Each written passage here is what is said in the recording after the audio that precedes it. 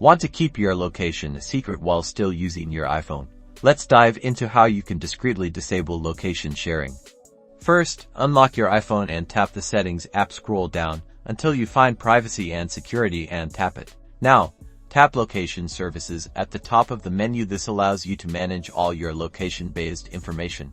You'll see a list of your apps, each showing how they access your location always. While using the app, ask next time, or never to stop all location sharing. You could simply turn off Share My Location at the top. However, to keep it discreet, we'll target specific apps. Tap on an app you want to stop sharing location for. Like photos, you will see options for location access. Select Never to prevent that particular app from accessing your location altogether. If you choose while using the app, location data is only shared while the app actively running. Think about other apps that you might want to change, like your social media or mapping apps. Repeat those steps for any other apps you want to keep your location secret from. Go through your list and customize each app's access as needed. Remember, you can always adjust these settings later. And that's it.